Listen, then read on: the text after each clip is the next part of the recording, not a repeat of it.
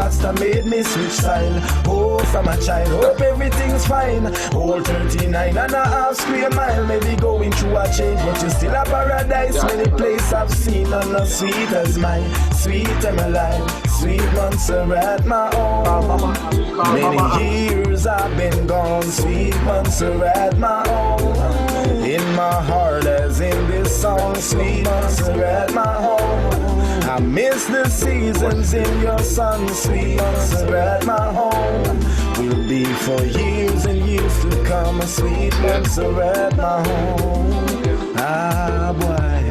Sweet Montserrat, my home. Yeah. Going out to our Montserrat. Yeah, yeah. It's your boy. Montserrat, my home. Love, yeah.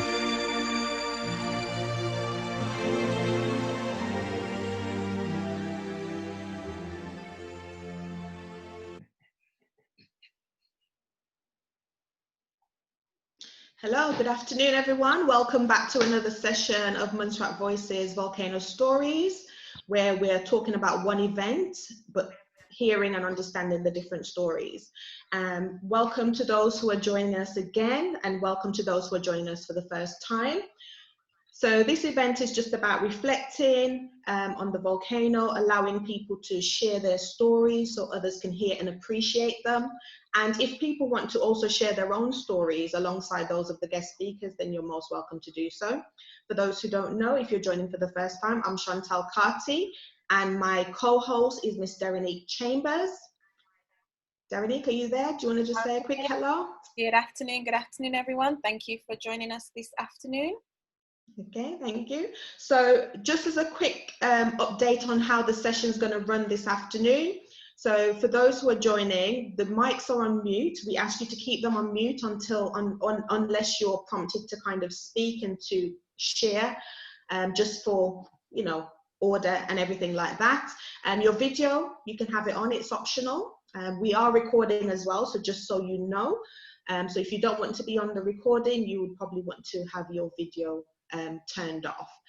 If you want to join in the conversation, you can use the chat to ask questions, to add any comments if you want to do that. And if you want to actually speak, we ask that you kind of put a thumbs up or raise your hand just so we can indicate and ask you to, you know, ask your question in person if you want to do so. Okay, so hopefully everybody will get some good interaction on this session, because I feel like the question this week is really good. I can't wait to kind of get into it. So, quick question. I'm just thinking, who do we have in the room today? So a little quick question. I want to know, are you listening in from Montserrat because you reside in Montserrat, or are you listening in from abroad? So quick question is going to come up, a poll question. Where do you currently reside? So are you residing in Montserrat, or you are residing abroad? Yeah, let's see who we've got in the room. Okay.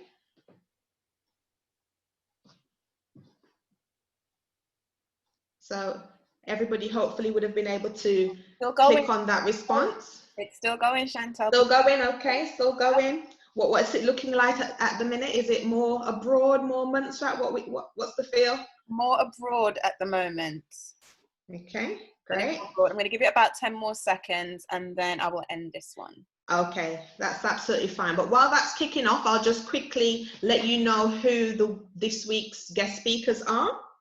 So we have James White Jr., we have, we have Dothlin Kernan, Keithley Farrell, Cedricius Shield, and Denise Ryan. So we're going to let them introduce themselves so you kind of know, you know, a little bit more about them in terms of where they're from.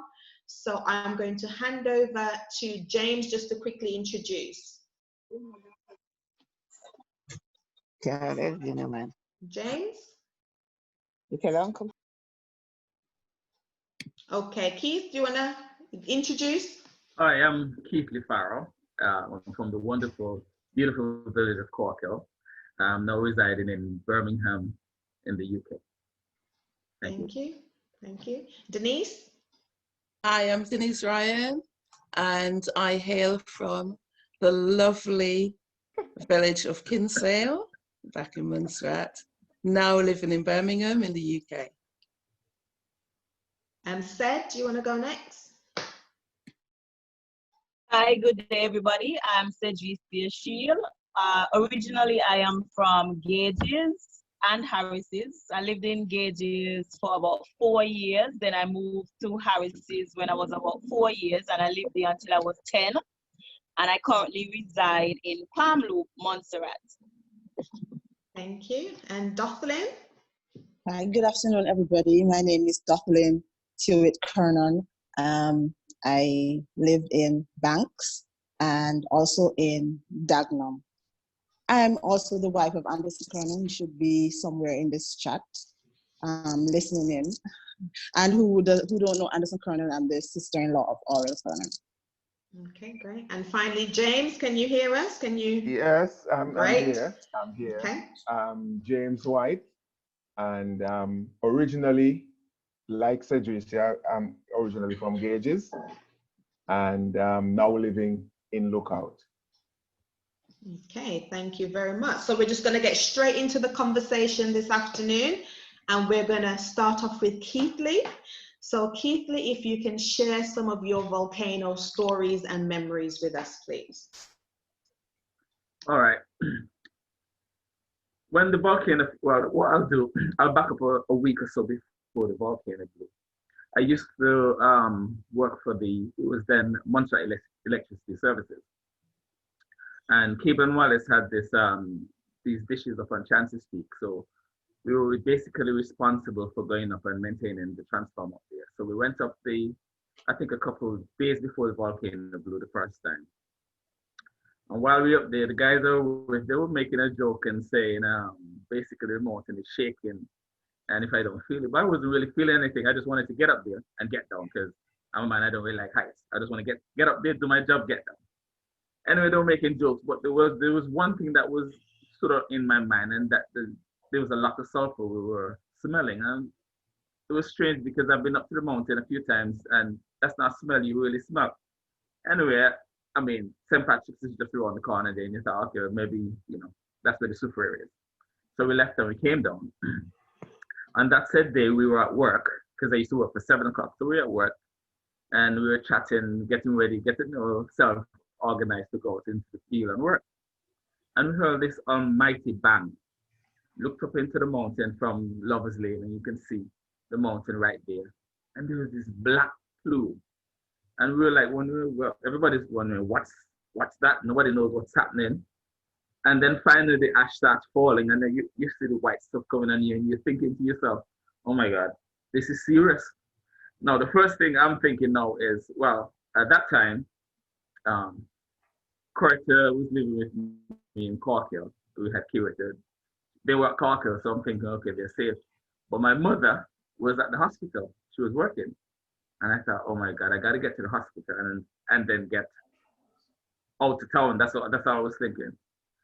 So I jumped in the van. The guys with me not even thinking like me, they're coming with me. I thought they would just, jump in the van and go with themselves. I'm thinking to go get my mother, but they came with me, God bless them. And we tried to get down to the hospital, but by that time, the ash was all over the windscreen. Stupid me put on the windscreen squirt thingy to put water on the screen, that was it. Wipers ain't going nowhere after that. We're stuck in the middle of, between Riders Village coming down, nobody's going nowhere. Too black, you can't see, and I'm thinking, this is it. I really thought, well, because we never experienced this before, I didn't know what was behind this, and I just thought, you know what? Let me make things right. But eventually, we sort of made our way to the hospital. I got there. My mother was like, oh, yeah, I'm all right. I'm thinking, I almost died coming here. And that's all she said. She was all right. So anyway, we left. And that was the first experience. But I'm telling you, there was that point where you thought, nobody was going nowhere. The wipers, you can't see anything. And you think to yourself, boy, this is it. And it's like you just made up your mind, well, whatever is going to happen, this is it, I'm thinking, well, I didn't even get to tell, the little curator goodbye or give her a hug. Because when I got up at 7 o'clock, she was sleeping, So, I mean, it was an experience that I'll never, ever, ever forget. Then there was this other experience where I was at home, and curator went with her mom, curator to work, and I heard the volcano blew. I'm coming from Cork Hill, and I'm going to Dagenham by the medical center Dr. Cook had there. I'm sure it didn't take me 2 minutes to get down there, Chantal. I literally drove like a race car driver and got there. When I was coming across the hospital, Curtin already heard me coming a mile away because the racket I was going, because all I was thinking is to get into town and get them out there and back. So that was another experience. And I'll give you one final experience. Working for Monlek, we had to maintain electricity on the island, and then the generator was in Dagenham. Now, these have to be manned 24 hours. And they're going, well, you guys are going to have to go into the unsafe zone and work. This is, I was on a shift between, I think it was 9 at night until 6 in the morning, something like that. And we're up there working. And all we have is a little, I used to call it a donkey, that can probably drive at, most you could get out of that van is about 60 miles an hour. so if anything happened, you know, you're thinking, boy, that's the van they give us to come out of this unsafe zone. But we did it. We were there, I mean, trying to maintain some sort of normalcy and electricity coming to people who were then in the safe zone, but we had to go. And all we had was a little walkie-talkie and the telephone, just in case they call us, if they can't get us on the walkie-talkie to tell us, well, at that point, to tell us, well, you guys better run if there's you know, increased activity. But, you know, I went, you know, it was an experience. You're there, trust me, at night you want to sleep, but during these kind of crises, your eyes are not closed. So those are 3 of the memories of the volcano experience. Living with it. Okay. Thank you. I've got a question for you, Keith. So I know that you migrated to the UK. Can you remember that moment where you made that decision? You know what? I've got to leave. Can you remember that moment? Yeah. Well, well, when I left Montserrat, in my head, I may have said to, because when I came with curator, and we had curator who was just about 3 years old, and I was thinking in my head, I'm coming, I'm gonna get them settled, and I'm going back to Montserrat. So when I left, I said to Monlek, I want some time off to go and get them settled because I'm coming back. I'm coming back.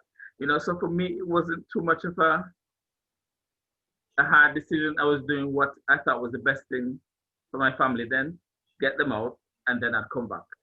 So it wasn't too much of a you know, difficult decision for me. Because in my mind, I was going back because I didn't want to come to England. If the option was America, I would have been there. But I was thinking, England? All right.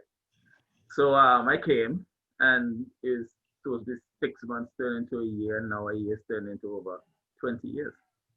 So it wasn't really a hard decision in leaving when I was leaving, because I was coming to get the family settled.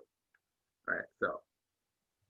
Yeah, understand. And I think there's a lot of people as well who had that mindset when they left, that it was just going to be a temporary thing. They were just going to come for a couple of years or a few years, and then they would go back, and 20 years later, they're still here. Yeah, a lot of people resigned from their jobs, and, you know, or probably didn't have jobs, and then decided, okay, I'm going to go to England. So it was kind of an up and go for them. But for me, in my heart, I was thinking, you know what? I'm going to go back, man. And even though you weren't sure what was happening, I think that sort of made it easier for me in going, because in my head I'm thinking, telling myself, I'm coming back. Don't worry. So don't force, don't fret. You ain't breaking too much ties here. Yeah. So yeah. I think that was the way I probably coped with it. Yeah. And before I'm just going to check if anybody's got any questions for Keith Lee. So I'm going to ask him another question. And if anybody's got any questions for Keith Lee, please put in the chat or let us know you want to ask it to him directly. But my final question to you, Keith Lee, is this one. So you said Kiretta was 3 years old when she came. 2. So clear, yeah. two going on 3 baby. So she wouldn't have had much like connection or memories of Montserrat to speak about, simply because of how young she was. As a parent, you know, how important is it for you that she understands her Montserrat heritage and history and things like that? In the house, basically, it's a priority. We talk about Montserrat. We tell stories. We talk about experiences. You know, we've traveled back a couple times. You know, trying to show her where I was, where I lived, the things I used to do. And I keep even to them saying to her, listen, you guys are privileged children. The things we had to do growing up, and the things you guys got to do, you know. So she knows about Montserrat and heritage. She knows about everything. You name it. Anything that happens in Montserrat, I'm talking about it. I mean, we listen to her great grandmother is still alive, who talks about Montserrat. My grandmother, you know, her mother, her grandmother, my mother, everybody. So it's we even though we're in Birmingham, we're living in Birmingham, but we're still experiencing and talking about Montserrat all the time.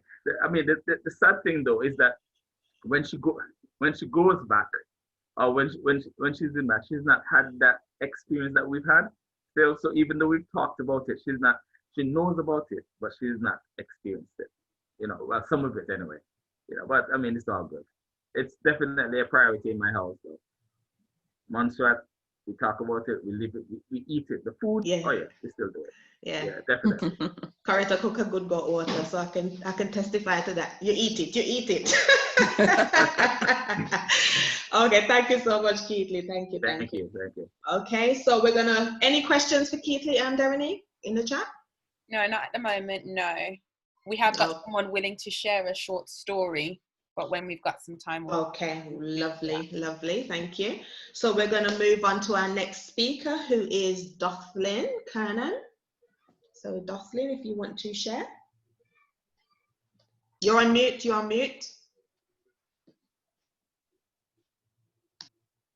Good afternoon again, everybody. I am Dothlin Kernan, yes. I grew up in countryside, well, Banks, between Banks and St. John's. I visit there occasionally. St. John's, because my grandparents are from St. John's. However, I didn't grow up with my mom and my dad, who lived there. I grew up with, maybe some of you may know them, I grew up with Yvette Fenton and Isama Fenton. So they lived in Dagenham. So I ended up living there with them. So first experience I want to speak about, living in Dagenham, I remember being there, and then we spelled the sulfur and so on. I went to the Montserrat Secondary School, yes. And after we had the explosion and so on, people, well, we migrated and we had school back and forth.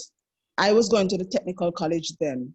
So on this day, when we were at the school, remember, the teachers used to say to us, there's this contingency plan. So if anything happens, these are the school buses, they should be parked here, etc., etc.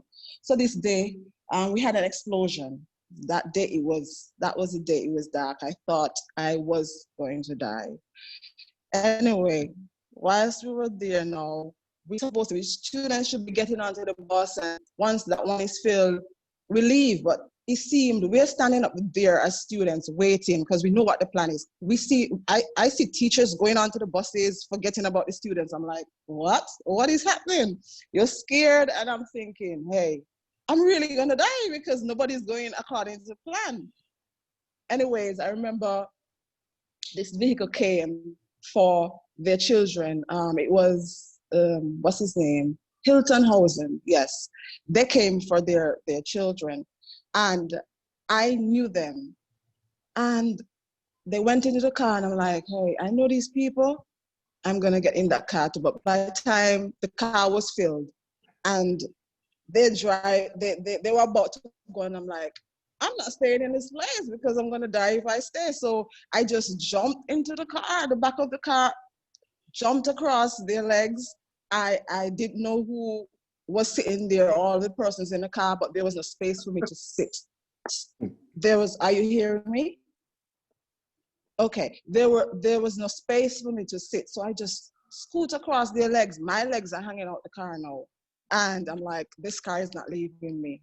They drove all the way. So I drove all the way from, well, they drove all the way from town to Salem Center. And all this time, my legs were outside, where I didn't feel any numbness or anything until I got there. Of course, because my legs are in that position. But when I just wanted to get to safety. And all we're driving there, you can't see anything. The place was so dark, like it happened in the day, and it was like pitch dark, like midnight. All to recognize persons is their voices. It was so dark. Even the cars, they had on their lights, and you're just hearing horns. You couldn't even like see or identify whose car it was. And we drove all the way to Salem. I remember that one. That one stood out for me, just for the fact of how, I was really scared, and night turned to day and my legs were hanging out. I mean, they were all sleeping when I got there, but nonetheless, it was about getting to safety. The next experience for me that was really scary was the day when those 19 persons died. I was employed now. I enrolled into the nursing program before, and so I was attached to the hospital, which is presently in the St. John's Primary School. So I was working in the medical records section. So part of my duty was to like record births and deaths. So on this day when those persons died. Your face rubbing crash in the working mouth. Hello? Sorry, Hello? carry on, Dufflin. Oh, Sorry, okay. that was So somebody not on mute. On that day when those 19 persons died, as part of my duty, I had to go and record. So we heard that they're going to bring persons, obviously the helicopter or whatever went in for them. And then a van was going to bring them up from wherever.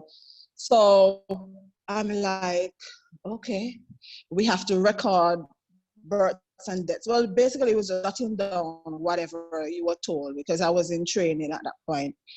And went up, I remember going up to the side of the road, and I saw this pickup truck come in, and it was like a tarpaulin over it. And persons, obviously, it was awkwardly shaped because it was just bodies in it. And as it got closer, I was like, what is happening here? That's what I'm saying in my head, because just like the persons, how they passed away, how they died, they remained in that position. So like arms or whatever limit was sticking out in that position. And I just remember smelling burnt flesh, because they were charred, they were burnt beyond recognition. And I remember smelling that, and I smelled that for a long time. And then, after they took off, you can't see who it is, but they took off the tarpaulin and kind of like, lots, it was like people for days were up there, because they're bringing in these unidentified persons. And that really tormented me, traumatized me. And at that point, I believe is how I was inducted. At that point, I said, this is not for me. I no longer want to be a nurse. I can't do this. And so I just opted to come out of the nursing program. And that was it for me. And finally, I'll give another example where I was scared when the first time I experienced rocks falling.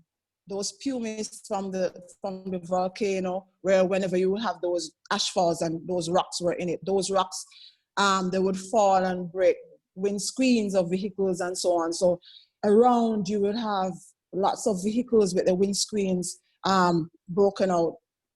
And that was a scary moment for me to actually witness. I'm like, oh, God is coming. I need to do something. This is it. Like, this is it. So yeah, those are just a few of my memories and how traumatized I was from the volcano. Thank you for that. And I'm laughing, I'm laughing because that would be my initial thing. I would have repented like a million. I would have repented like a million times, like, Father, deliver me. Oh my gosh. Just imagining the things that you guys go through, and I try to put myself in that kind of environment. And honestly, I would have repented a million times. But considering you went through all of that, so for example, you were saying, you were considering being a nurse, and that experience made you totally change your career, the trauma of the rocks and things like that. Did you ever consider migrating? I considered in the early stages, but what it is for me was, what changed my mind, I went to the point where I collected the paper. They were giving a paper. You had to go and sign up, and you got at the governor's office, I think. Somebody can correct me, but I think it was the governor's office. You go and collect those papers if you wanted to travel. And I went for the paper. I remember it was a yellow paper. I went for it, as well as my partner then, who is now my husband, Anderson. He went for one as well. But I didn't leave because, the two of us were still in Montserrat, and we were dating at that time. And as well as we weren't homeless. So in my mind, I'm like, I have a house to live in. I don't know if I want to go to the UK. And I'm like, you know what? I have time. I think I have time. If anything, I could always leave. But at that point in time, I did not make up my mind because I didn't know what to expect if I should leave, or I left at that point in time. And I just settled in my mind. And I also had company. But none of my immediate family was in Montserrat. They had already left. But I had company who was Anderson, and we stuck it out, and we just never left because in my mind, I had a job and I had a house. It wasn't about rent. I wasn't paying rent or anything. We both had a house, and so we were pretty much comfortable. And in my mind, I'm like, going and up there is really cold, and I don't know if I don't like fast life. To this moment, I don't like fast life. So I ended up not. Every time he was like, and we had pressure from his parents as well, and as well as Oral. It was like, boy, you're not coming, because he's the only one from his family. All his other siblings are in the UK. And they would, every minute they speak to him, he was like, you're not coming up, what are you staying there for? So we had that pressure, but we both decided that we weren't going to go, we were going to stay, and we ended up staying to this day. So I never migrated. Through all of that, I never migrated. That sounds so romantic.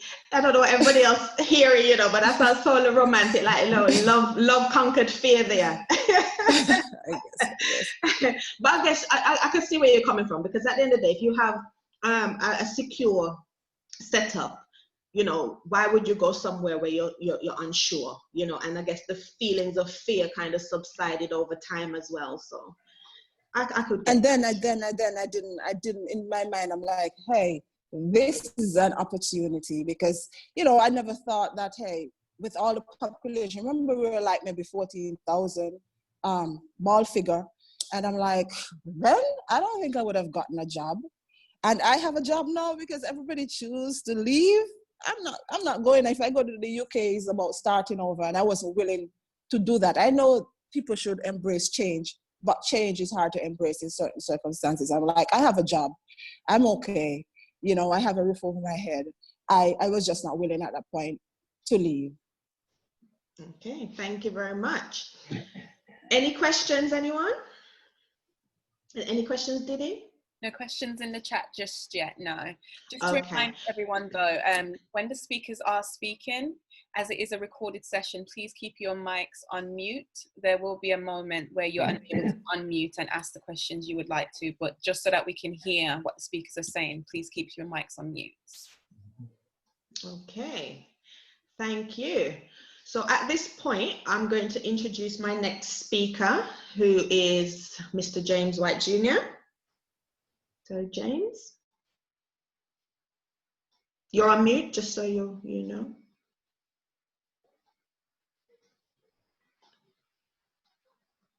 James? You're hearing me? Yeah, we're hearing you now. Okay. Go ahead. All right. Okay, let me just preface my presentation by saying that there's this young lady in Montserrat, an up-and-coming poet, Joanna Richards, who recently published a series of poems and it's entitled Beautiful Chaos. And I want to go a little bit before the actual eruption, where I was living in Gauges. This is an agricultural village just on the northwestern flank of the volcano. And it was named the breadbasket of Montserrat, in that we used to produce a lot of food, basically to feed the island and for export. A lot of people said because of the fertile nature emanating from the volcano that, you know, we were able to produce that amount of food. We used to take people up to the Soufriere Hills. At that time, it was a hot sulfur spring. And we used to take people from other villages, even people who came in on battleships and so on. We used to make that trek up to the Soufriere, to the hot springs, because it was a site for visitors, a tourist attraction. And if I'm to just fast forward a little bit to 1994, I know that when we were taking some folks up to that hot Soufriere spring, that there were some tremors, some precursory tremors. And we never made much of it because we usually hear about regional earthquakes and that kind of thing, or regional tremors, and we never associated it with the Soufriere Hills volcano. But later on that afternoon, we realized that there were a number of tremors. They were more frequent and a little harder. That was on the 17th of July, 1995. Right? We had a lot of tremors that were increasing in intensity as well. Then on the morning of the 18th, we had like 100 plus in a short space of time. They were coming at different intervals. So people were getting really annoyed and frightened, fearful, because the night before, a lot of us had problems sleeping because this continuous shaking. You know, you're on your bed and you manage to get a little bit of sleep, and then you are awakened by these tremors. Now on the 18th, when the activities actually really started, we heard this loud jet engine sound, you know, and for hours, the sound was there and it was becoming very, very annoying. We had people walking up and down, fearful, wondering what next was going to happen, you know. And then later on in the afternoon into the evening, you know, we started seeing openings in the base of the Soufriere Hills volcano. So what those openings were called were phreatic eruptions, where you have hot gas, ash, and rock fragments being, you know, extruded from the side of the volcano. That one started in Harris's. And we have a tendency in Montserrat, when something is happening, even if it's gonna kill us, we gravitate towards it.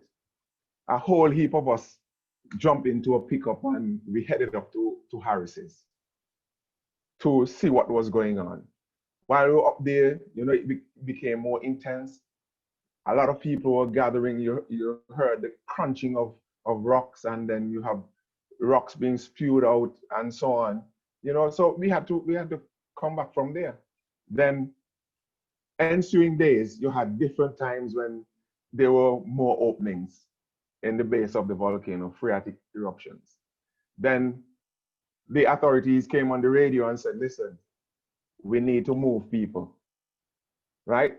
I'm speaking now as a resident then of Gauges and not as part of the management team, which would be for later. So they asked us to move, to pack an overnight bag. I believe I still have that overnight bag. You know. with a few things in it. The whole intention was for us to move away to safety with the hope of returning. And up to this day, we have never returned. There were times when we were in Plymouth. I remember one Tuesday when we were in Plymouth, and we were walking up the road, coming up Parliament Street around lunchtime. And we were walking, coming up Parliament Street. And then we heard a shot, like a shot from a gun. You know, and then when we looked up, we saw this column mushrooming up into the air, black, thick material, whatever it was. And with the prevailing wind direction at that time, from east to west, it was blown over Plymouth. And you people were just running all over the place, trying to get into shelter. Mind you, you were in Plymouth at the base of the volcano, and there wasn't any place that you could have run from there. You probably would have gotten an opportunity to get into some building to avoid the ash. But I'm saying that if the volcano had started how volcanoes usually start, a lot of us would have been dead. A lot of us on that area. We were living in the central corridor with gauges and dials and stratums and all these places in that central area, right at the on the flanks of the volcano. We couldn't see each other. You know, we tried to get into buildings and so on to hide, and then you couldn't see anything outside. That's one.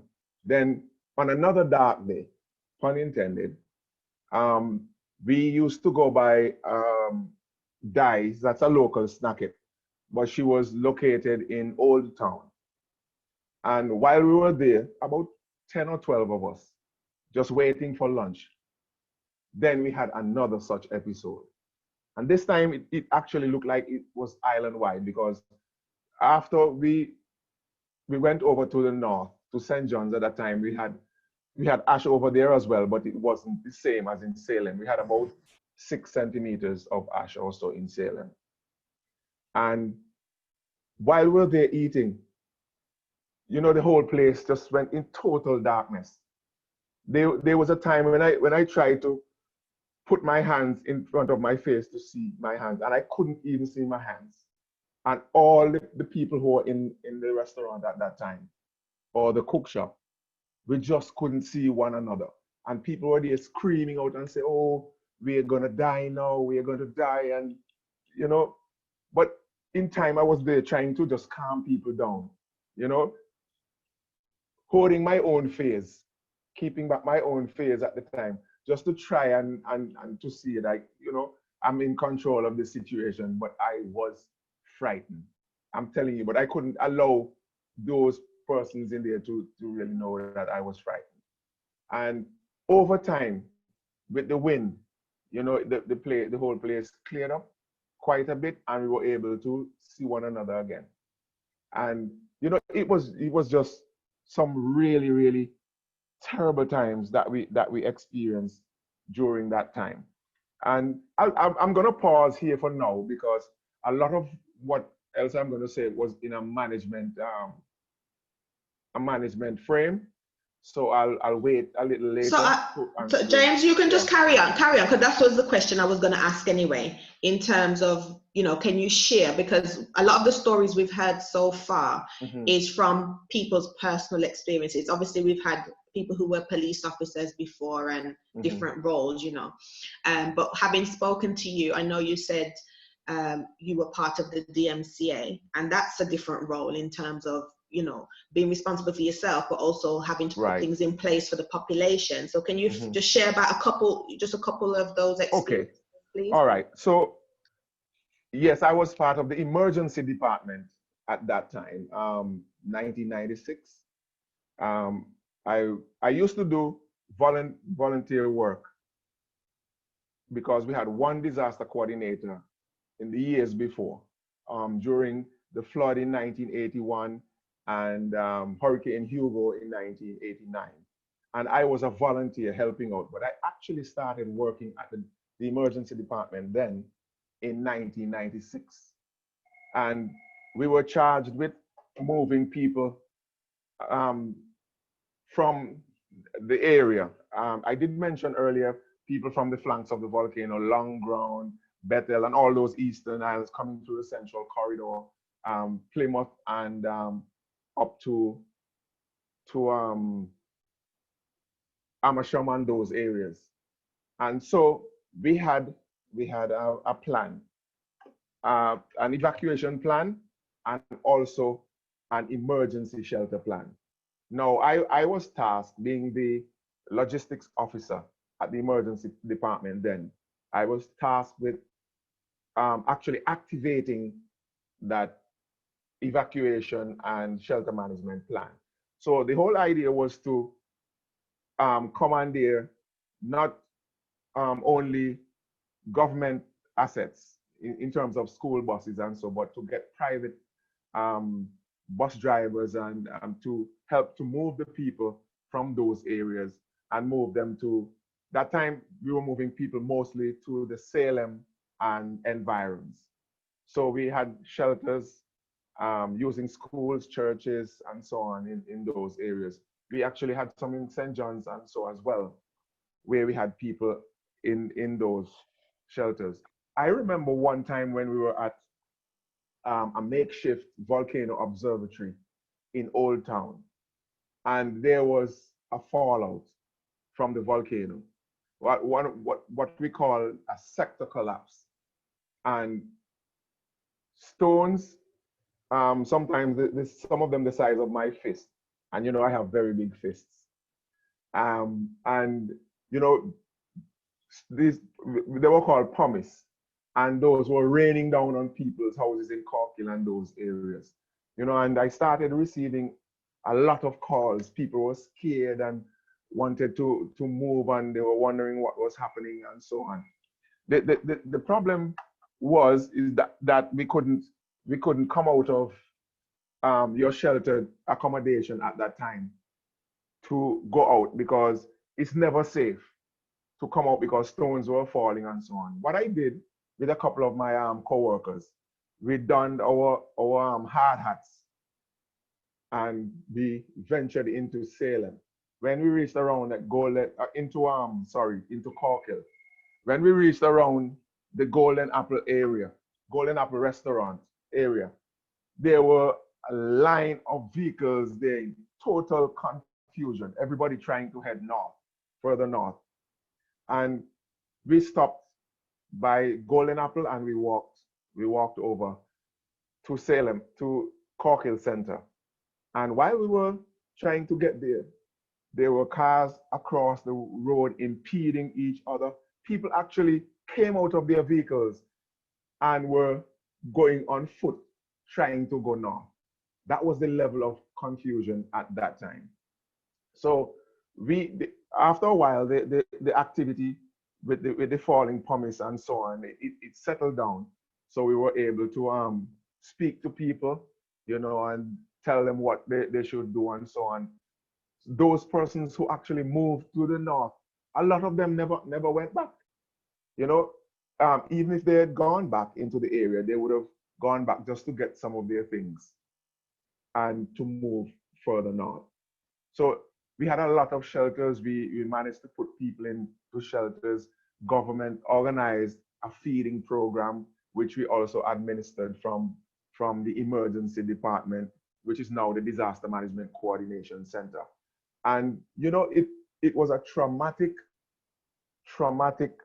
period during that time. I recall Dufflin speaking about those 19 people who died.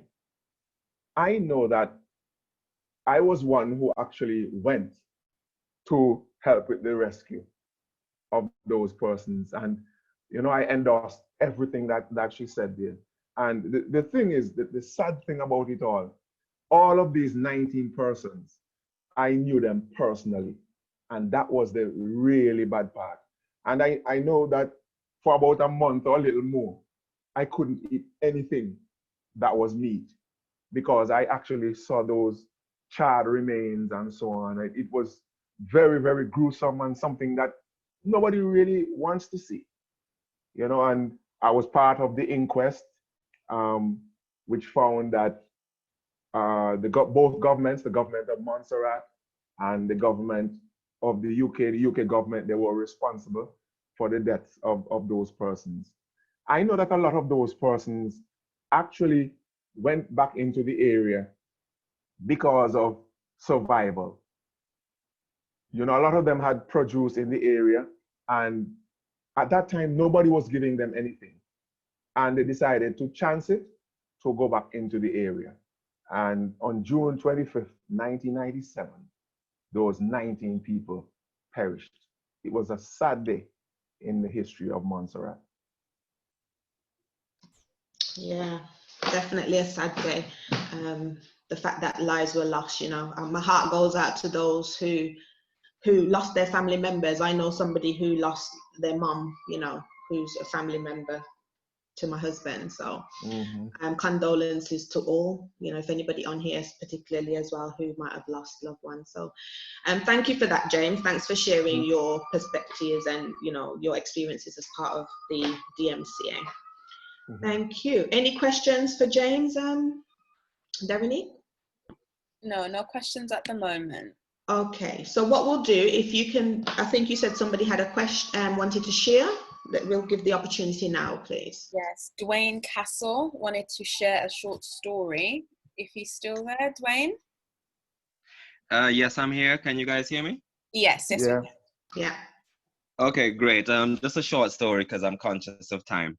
James White mentioned that Montserratians are we have a fearless spirit of inquisitiveness and adventure. So when the volcano kicked off, you know, everyone wanted to go and have a look. So I have a friend who lives in Davy Hill near the Spanish Bars. His name is Jarrod. So after the volcano exploded and damaged the whole telecommunications building and the antenna that provided our telephone connectivity to the Caribbean and the world, after that explosion, I heard about it. So I went to see Jarrod, and I said, well, Jarrod, I hear the volcano blew up Chance's Peak, you know, I think we should go have a look. So Jarrod was like, boy, what all we got with that? You know, God up there do he work, meaning God was busy working, you know, we shouldn't be going up there. So I said, no, man, we need to see and know what's going on, how we look and stuff, because a volcano was a new thing to us. So anyway, Jarrod looked me in the face and said, boy, the Bible say, nobody ever look na God face and live. So Wakala, we got to go up there. So I was like, okay, Jarrod, I think we'll be all right, man. Let's just take a chance and have a real quick look, and went and go. So Jarrod looked and asked me, boy, you serious? You want to go peep in Jah face, in God face? And I was like, that was a quick look. So he was like, give me 2 minutes. Let me get my shoes. And off we went. We went down through Fort Barrington, through Kinsale, up through Trials, up through Fairfield, and then climbed Chance's Peak, which was sort of the southwestern flank of the crater that the volcano had created.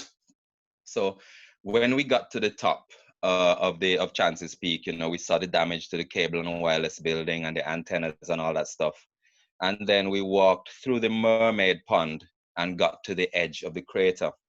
So we looked down in this sort of conical shaped crater, and down at the bottom there were two pools, like two lakes down there, and everything was peaceful and quiet, you know.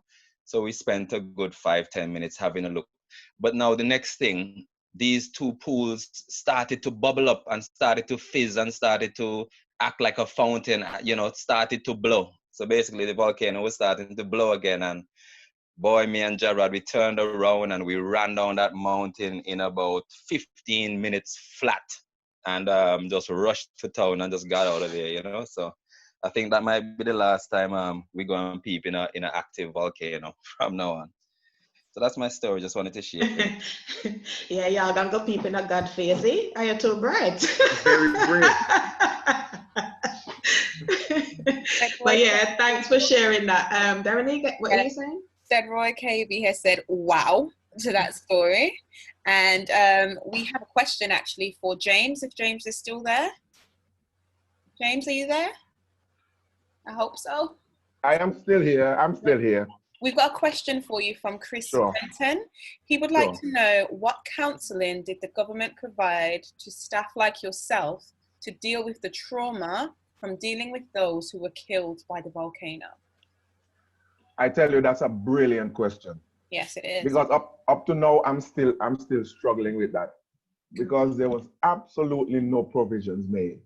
Because one of the things is you have people who are actually traumatized, and we were the ones who were actually trying to comfort them, and we ourselves were exposed as well. And I haven't even had a chance to grieve the deaths of those persons up to this day. And government they've not put anything in place at all to deal with that. So people, I believe right now are still struggling mentally and otherwise to deal with what took place during that heightened period of volcanic crisis.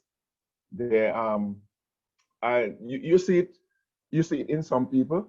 There are some people who actually resorted to drinking alcohol and so on. People who I knew never were part of any drinking of alcohol and smoking and all these things. Now we have a lot of them going down that path. So that's a brilliant question, because a lot of people were just exposed and left to themselves. So that's a question up to this day.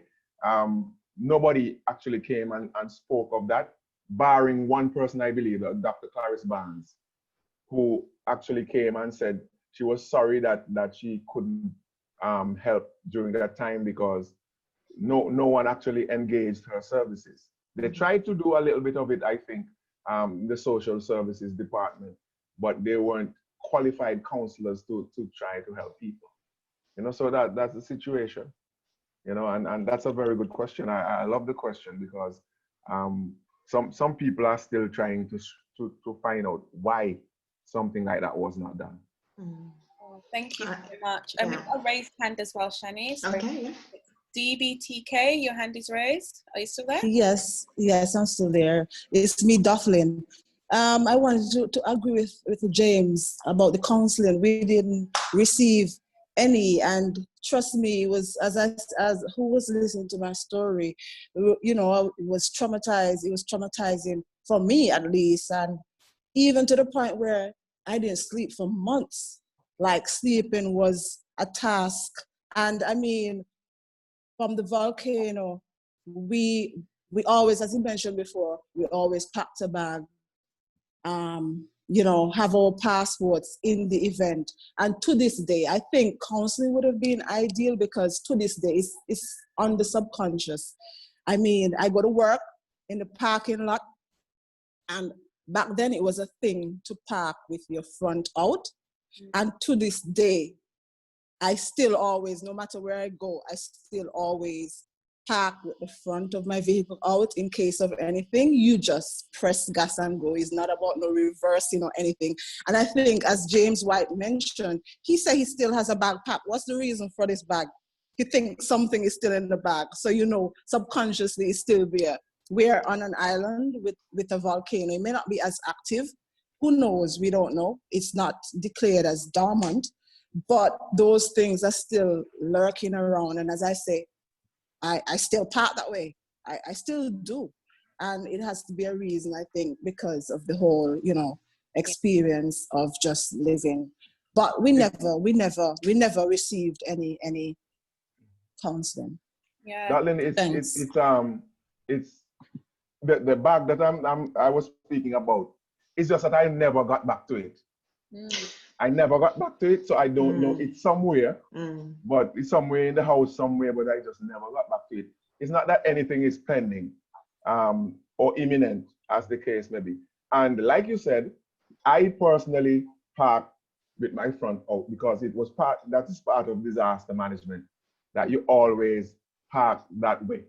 In order to be able to respond to any eventuality, you park with your front out. Easy escape. Always you park with the front out. In an emergency situation, you always move in that direction.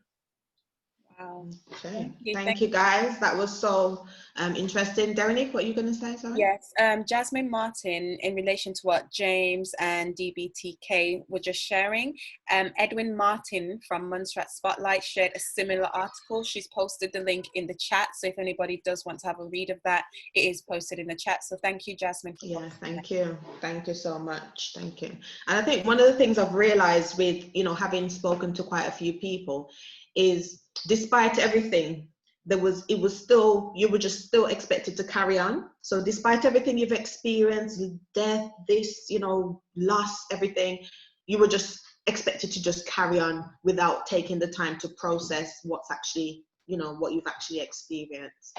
So what we're going to do is just have a little break quickly by showing a video, which will then lead into the next piece of our session and then our next two speakers as well. So if Derenique will just share this video. Oh, sorry, pause the video, Dee. I just remembered. I apologize. I got too hasty. Apologies, I got too hasty. So one of the questions that I asked in terms of promoting this event was to do with loss. And I had a conversation with someone and they made the comment to say that some people feel that it's only people who lost house and land lost something. So I would love to hear what your thoughts are. So Derenique's going to put up the poll question for us. So do you think that the only losses during the volcanic crisis was experienced by those who lost property and land? What do you think? What is your opinion? If we just submit that. Okay, and then as you're submitting that, we will come back to that and see what the general feeling is in relation to that question, and then we'll now show that video, please, Dee. Okay.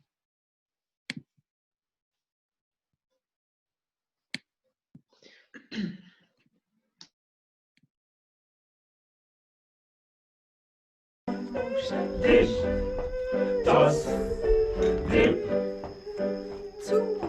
dip, toss, dip. For most people, the ash was more of a nuisance than anything else. But as the lava dome began to grow, the risks of a deadly pyroclastic flow increased. Choir member Alvin Green was amongst the first people to be affected. We had a series of pyroclastic flows that day, and as it gets later in the evening, it started to get a bit worse in that what it actually does, the stuff would come down and fill in the ravine first. It would like make a path. So to each time it goes further and maybe get a little higher, it's coming over land and stuff. So the scientists, they did not want to take any chance then, so they ordered an evacuation. And so with that, the same day I had to leave here. Today, the houses that haven't been engulfed by ash or pyroclastic flows remain in an exclusion zone. It might be illegal to go there, but for the thousands of evacuees like Alvin, the emotional pull is simply too much. I've been back to my area a couple of times just to see what it's like and just to get out some memories again of my old place, you know. So I've been there a couple of times, but it's not the same. I mean, I learned to understand that I won't be going back. But when I do go there, I just reminisce and say, boy, this is where I used to live, this is what I used to do here, you know, those things. But I think I'm beginning to let go. I've learned to let go.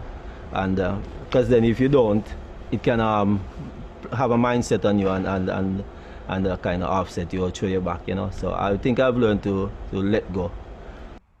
And the evacuation didn't just affect people's homes. Businesses were affected too. I mean, we had a town and we had an economy, and there were many businesses in the old Plymouth. Our store was only about 50 yards away from the seafront, so we were right in the middle of town. Quite a bit of our store and our stocks were left behind in Plymouth, by now buried up. But we took as much as we could, but most of the businesses have been eliminated. Today, Romeo has reopened his hardware store in the north of the island. But in 1996, many others who were faced with no job no prospects and no home, decided to leave, taking up the British government's offer of being able to relocate to the UK. By forcing people to leave, the volcano divided families and had a huge emotional impact on people's lives, including Romeo's.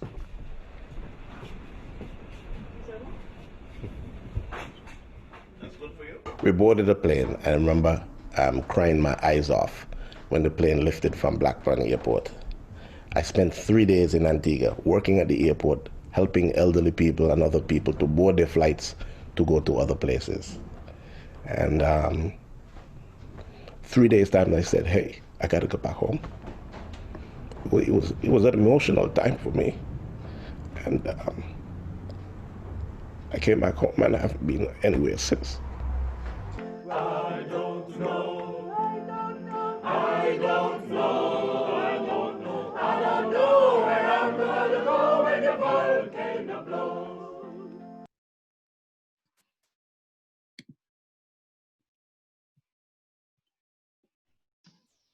Okay, so I came across that video and I thought that was such a moving and emotional video, and I think it kind of plays into my question about loss. So obviously there was loss, you know, on a personal level, there was loss on a business level as well, but I'm sure, as you can see, a lot of you think and agree that there is other losses that people have experienced as well. Yeah, so majority said that there are other losses that people have experienced as well. I'm a bit moved actually. I've seen that video a few times and it still touches my heart a little bit.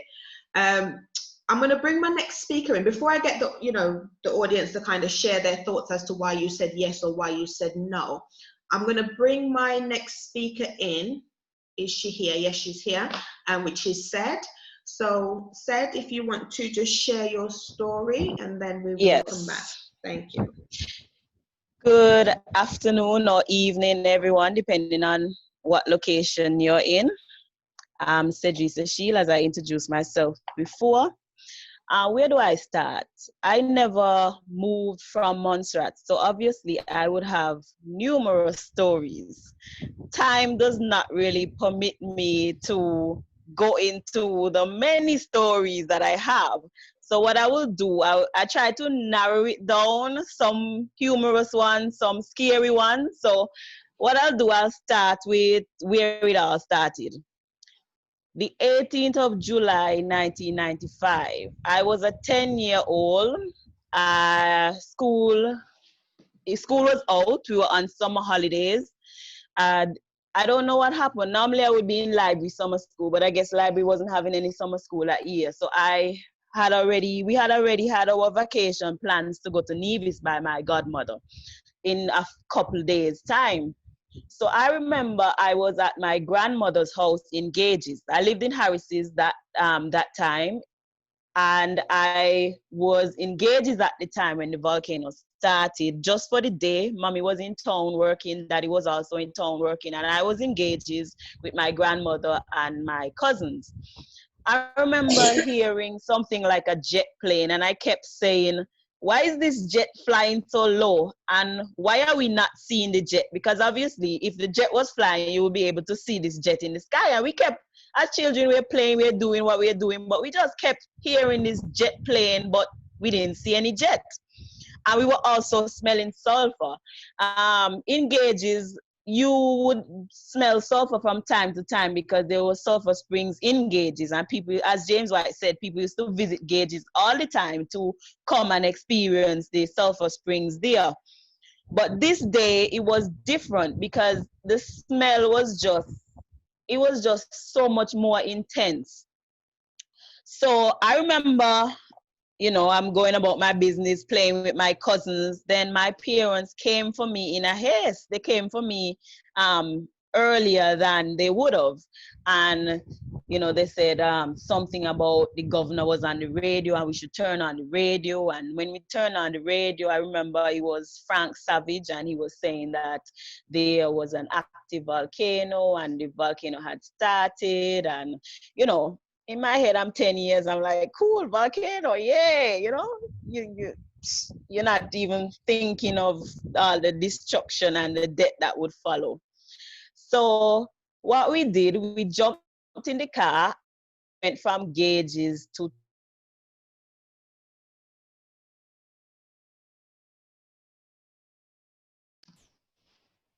Okay, it seems like Sed's Wi-Fi is playing up. I will. Hearing me? Oh, okay. Are you We could hearing hear me? Yes, we could hear you now. Okay, go ahead. Yes. So we were supposed to head to south because we are saying that okay, that's the only volcano that we know. So we started to drive. We drove in the car. We got as far as Kinsale. We went to Amersham. We went to Kinsale, and there were people lined up all over town. Where there was this place called Shamrock Mart. I think that was John Ryan's place where Victor's was at the time. There were people there lined up, people at the War Memorial. People were all over just this place, not knowing what to do. And I remember just seeing this great on the windscreen. I'm like, what is this? It was just this great thing like rain, but it wasn't rain. And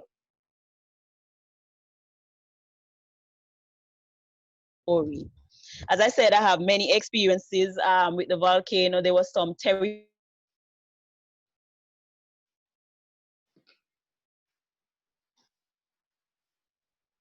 Okay, she's dropped out again. And breaking stones. There's stones coming out of the volcano, and you're so terrified. I remember one night there was so much lightning that I've never seen lightning that intense. The lightning was just like if it struck you, you would think that you would die instantly. So I had to be curled up in a corner because the lightning was just coming down from the sky, and it was just so scary and terrifying, and the rumbling sounds that went along with it, and the stones that were just coming out and onto the roof. All you could hear, bam, bam, bam, bam, bam, and they would the stones eventually cracked windscreens. There was so when you went outside, the stones were so huge. Then there was this incident with the volcano in 2003 when so much ash and mud came that the whole place was just covered. It was just like a slate of ash and rock, and you couldn't even open your doors because there was so much ash on the ground, and it was mixed with rain, so it was just like this thick cement paste. There are many experiences, as I said, a lot of terrifying ones. There was also a lot of funny ones and a lot of, awe moments, because before we moved from Harris's, a lot of people used to come up to Harris's to view the volcano when it glowed at night. That was like one of the most beautiful scenes you would ever see. It was such a beautiful, when the night was dark and you see that volcano glowing, it was so beautiful to watch. But I also remember feeling so terrified. We left Harris's, and I remember telling my dad, I don't want to go back.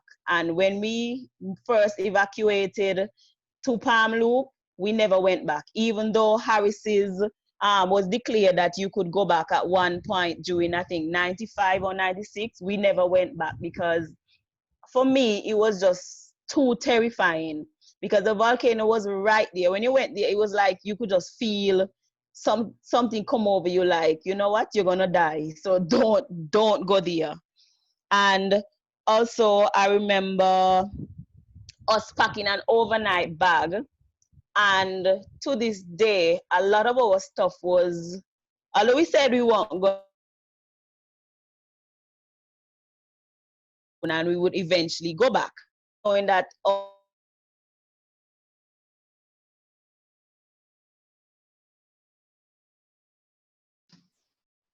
Okay, I'm just going to wait a second, see if she comes back in.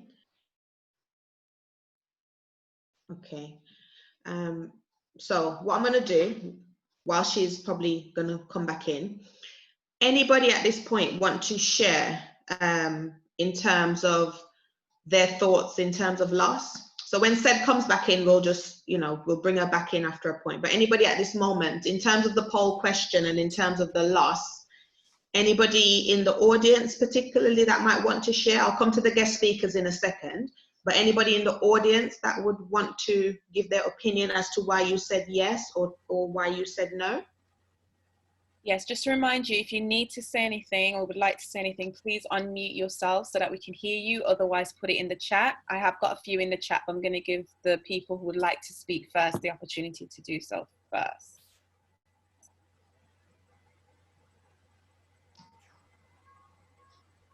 Okay. Okay. So, yes, put a chat one, yeah. Yeah. So Stedroy KB has said, in reference to the poll, I said no because people lost the social aspect of things, as Mr. Julius said last week, and also life as they knew it. In some ways, we all had to start over and get used to a new normal.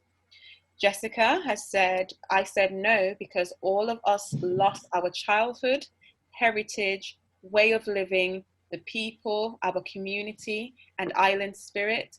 Families were split up, the weather, food, our homes and country. We lost everything. We all lost everything. And finally, two more. Avril has said, agreed, for me, the loss of memories, experiences as a child at the time indeed was a loss. And finally, Joycelyn has said, I said no in the poll because people lost much more than house and land. Some people lost loved ones in the pyroclastic flow. Some people lost family members who migrated to other countries. Some people lost their livelihood and their means of providing for others. Okay, thank you. Nobody's still brave enough to kind of jump in. Guest speakers, over to you. Any of you want to comment well, on I think in the text they've touched just about they've touched a lot of the points that I thought of. You know, loss of life, you know, people lost their jobs. You had industries like we saw there. Romeos had to leave from where they were, and go over to the north. When that happened, I'm sure they didn't employ half the people that they had before. You know, so in the text, I think on the text they basically touched on quite a few points that I had. You know. Okay. All right. This is Dublin. Can I speak? Can I? Go on, Denise. Dublin, go on, yeah, I was just going to say loss of community as well, because community, we had security, we had identity, we had comfort, and a lot of people lost that when they moved to the UK, the US, to a bigger place. Because you're coming from a small island like Montserrat where we knew each other, we all knew each other. Practically about 90% of Montserratans had everything. They had a good life. And then leaving and going abroad, that changed. Yeah. Thank you. Dublin, do you want to put your point in? Yes, I said no because in my mind, we lost a generation. We're here struggling with a population less than 1,000 at the moment. We lost, we still do have a skills gap here as it speaks to the working population. And at the moment, we have what you call them TCs. We call them TCs, technical consultants corporation, that still come here to fill the skills gap that we have from the volcano. So yeah, we've lost. It's not about just property. We've lost friends, family, as other persons have said. So we're still struggling. We're still, in my mind, we're still at a rebuilding stage, and more so, Montserratans aren't having children like that, So our population is just minimum in my mind at the moment. As I said before, less than 5,000. It's been there, and according to the government had a sustainable development plan that said, and now it's 2020, that they wanted it to be at 9,000, and we're so far off, less than 5,000. So I don't know. I would say, we have lost a lot due to the volcano. Okay, thank you. I have a different perspective, Chantal. Okay, go ahead. I'm sorry. I'm not sure who it is because their name at the moment is saying iPhone, so hopefully they'll be able to tell me who they are. But they've said, I think for those who stayed in shelters, lost dignity, lost their dignity to some extent, living with different communities, different families, no longer in the privacy of their own homes. Although they themselves didn't experience it, they could imagine what that would have felt like for some people. Okay. So what I'm going to do is bring Sed back in. And Sed, I'm bringing you back in to ask you the question that I was going to ask you after you finish sharing. Like, in terms of loss, I remember we had a conversation and you mentioned something, and I thought, you know, that in itself is a loss. So what losses do you feel you've experienced personally as a result of the volcano? Well, there are many losses. First of all, my best friend at the time, she left for summer holidays, and so she never experienced the volcano. The volcano happened when she was overseas, and 25 years later, I have never seen her again. I mean, we used to write letters and we correspond. We were on Facebook, but I've never physically seen her in 25 years. She doesn't even know about the volcano because she left just before the volcano started, as soon as school broke for summer holidays, and I never saw her again. So there are many losses that Montserratians suffered, broken relationships. We found that a lot of the fathers would have stayed behind and the family migrated to England, and then you have broken relationships, children growing up without their fathers, without that, you know, wholesome family environment. The volcano made a lot of people single parents. There are a lot of, we lost, as Datlin said. I think one of the most important things that we experience is a brain drain. Remember, at one point, our population went down to 2,000, you know. It went down to 2,000 in, I think, 1997. And a lot of the people that left were our skilled people, our people who had, I'm not saying that who stayed behind didn't have talent and weren't skilled, but a lot of the people that we lost were those people. We also lost, I think, our national pride to some extent. For me, back then we were like truly Montserratian. We knew what it meant to be truly Montserratian.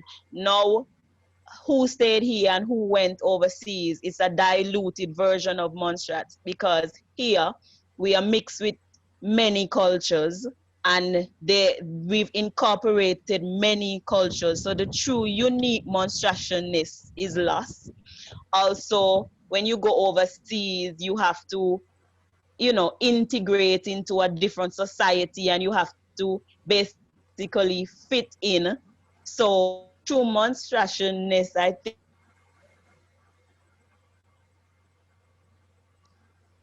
Okay, I think she's gone again there. Okay, so what I want to do is just flip it now, actually, in terms of, we've all agreed that there's many losses. Do we feel that there's anything that has been gained as a result of the volcano? Any positives that we think or see that has come out of the volcano? Anybody want to put a thought in on that? Andel, I can see Andel waving his hand. I think personally, from what I've seen, I've been here now for what, 24 years? And I'm speaking for like, come from St. John's. I think the persons who, I would say in our village that were underprivileged are the ones that I think have come to the UK and strive more than us that had more than them. Like, so I think in a way, in a positive way, the volcano was bad. Yes, we lost lives and stuff like that, but I think for people who didn't have opportunity or wouldn't have opportunity in Montserrat, coming to England, that has given them what they wouldn't have got in Montserrat, basically. Okay, thank you. Anybody else want to reflect from a positive point of view before I bring in our next speaker, which is Denise? Or do you need to let it digest? Might need to let it digest. Tell you what, sleep on it, think on it, not sleep on it because we ain't here all night. But, you know, take a moment, and I'm going to get Denise to come in and share her experience, and then we'll come back to that thing about, you know, the impact of the volcano. If you still want to talk about the losses, that's absolutely fine, but also from a positive perspective, you know, is there anything positive that we can take away, whether on a personal level or as a community? So Denise, over to you. Okay, hi all. I'm sure that you can agree with me that Kinsale, where I'm from, was one of the first villages to experience the impact of the volcano, even though we, at that time, we weren't aware that it was actually the volcano. So I can recall on the 18th of July, 1995, my sister and I, my sister Vanessa and I were walking home from work, and we heard, like everyone else mentioned, there was this noise and we thought it was a jet plane. But the noise was continuous. And normally when there's a jet plane passing, you would hear the noise and then it would just dissipate. The noise would just go. But the noise was there. It was constant. And I think around 6 in the evening, I decided, no, too much. I'm going to ring the local radio station and I'm going to find out what's happening. Because by then, everyone in the village were, can you hear that noise? What is it? Etc. So I rang the radio station. I was told, oh yeah, there are a lot of people from Kinsale ringing in, and we want you to stay close to your radio because there'll be an announcement soon. So we're glued to the radio station, and the announcement came, and the governor said, I can remember him saying, it's a mountain growing up in the mountains. And we were like, mountain growing up in the mountains? We've never heard anything like that in our life, even though we were young. So he also said, you can stay at home because you're not in any danger. But if you feel uncomfortable, you've got relatives and friends living on the northern side of the island,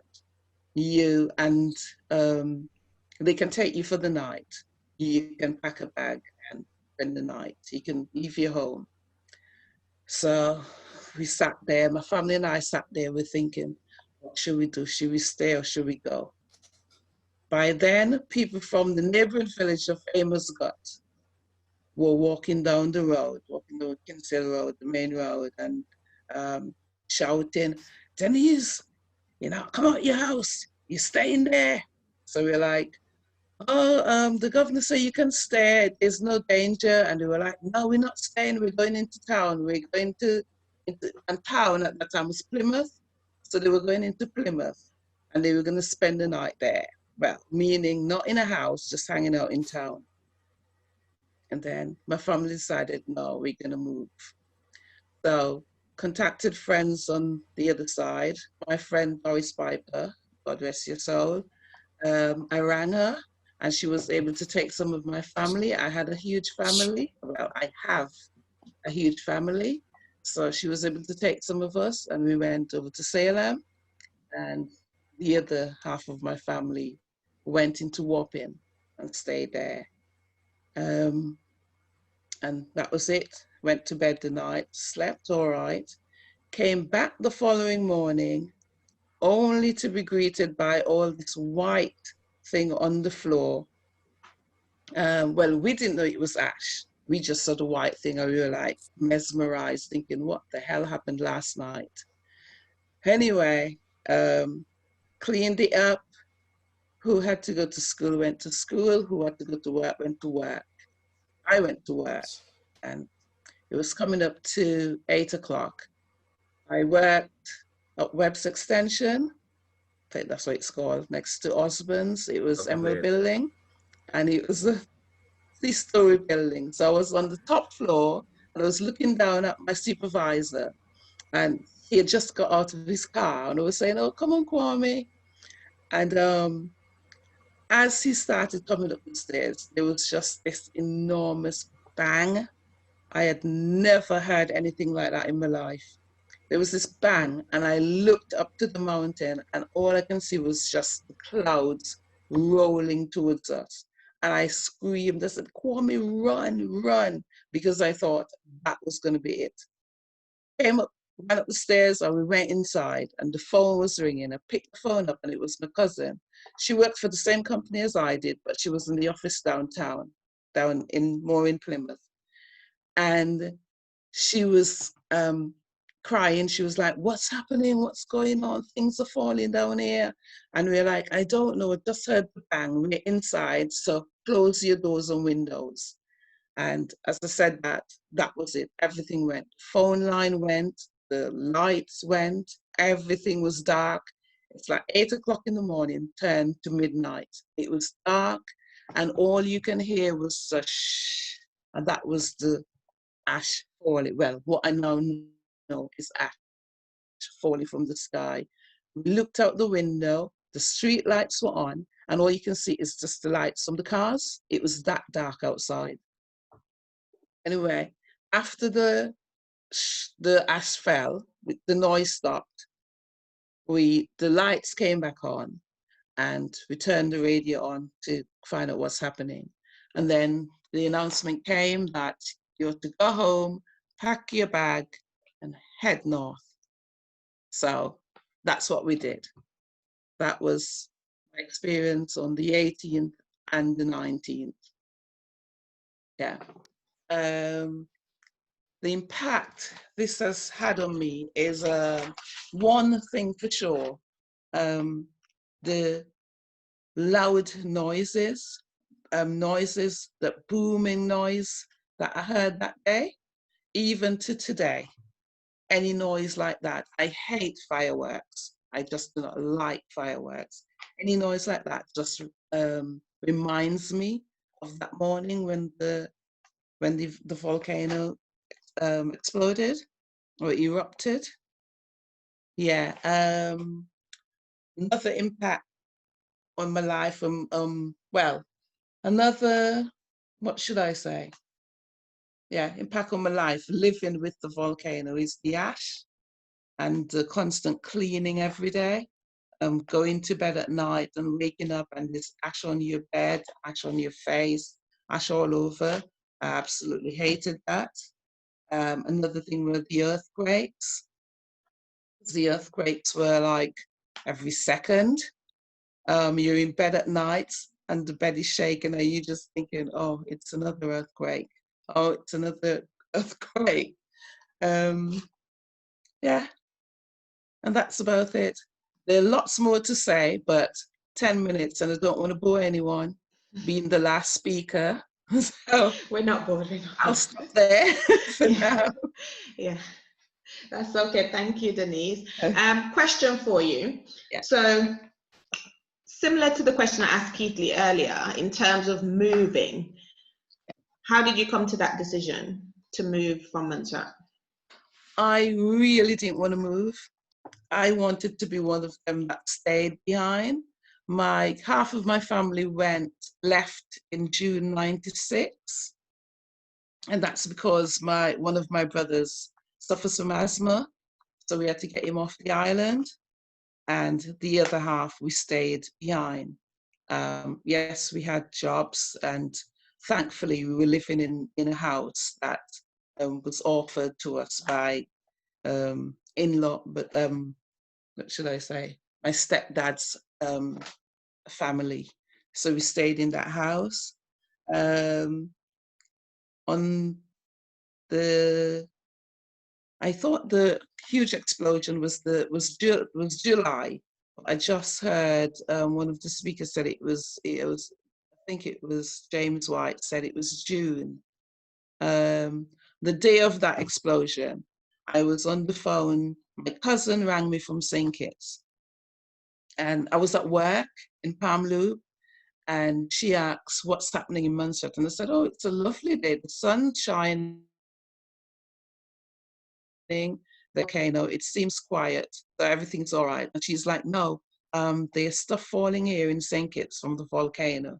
So I'm like, "Oh, it's the wind blowing it your way. You keep it down there." And then there was an enormous bang again. And the same thing, it went dark, the phone went, the lights. And again, I felt, this is it, I'm going, because I'm alone in the office. And then I can hear a bib, a car horn bibbing. I opened the door and it was my supervisor who had come to get me. So got into the car and we started inching our way towards the north. Bearing in mind, you cannot see anything. The only thing that you can see in front of you were the lights of the car ahead. That was it. So we inched our way and made our way over to the north. And then we were told that, unfortunately, people were caught up in the explosion and they had died. And then that evening, my mom rang she heard about it and she rang from the UK and said she doesn't want any of her kids in Montserrat, so we should come to the UK right away. So it wasn't a choice really. Yeah, and we came in the September and I said I'm coming for 2 years. After 2 years, I'll be returning to Montserrat, but unfortunately, that didn't happen. 23 years later, I'm still here. I'm still here because there's no more Kinsale and there's no way to go back to. That you feel comfortable to go back to. For me. Yeah, let's get that clear for those who are in Kinsalian. Yeah. Because I think it's important. I think it's important that, you know, you're passionate about where you've come from, and you know, you feel that there's nowhere for you to go back to. And the reason I'm kind of making that stress, because I don't know who's in the audience, you see, there might be people who don't know Montserrat like how we know Montserrat. So when they hear somebody say there's no place to go back to, you know, they will think, oh, the place uninhabitable and Dublin won't get the numbers rise up. I do go back. I do return every 2 years. I do return, but I still, for me, it feels like a holiday. Yeah. For some people, it'll be different. They're home and we're in Montserrat. But for me, personally, it feels like a holiday to me. Until I can get back into Kinsale, that's when I'll feel like I'm at home again. So for you, that loss that you feel on a personal level is that loss of feeling home in terms of, definitely get that. Because it was the best village in Montserrat. You want to slap. What made the best? Okay. We're all passionate about our areas. That's why I went. But in terms of going back to that question though, anybody else want to share a personal volcano story? You know, the platform's open now for anybody who wants to share anything, if you want to. You put your free hand to share. Anybody? I can share my final volcano story. Dwayne Castle here. Thank you, Dwayne. Okay, are you hearing me okay? Yeah. Okay, right. So this is June the 25th, 1997, when the volcano blew, and where I was. Where I was actually under the ocean, about 40 feet, scuba diving with some scientists, looking at the impact of the volcano on the coral reefs and you know, with regards to the fish and you know, the impact on them, as well as the corals.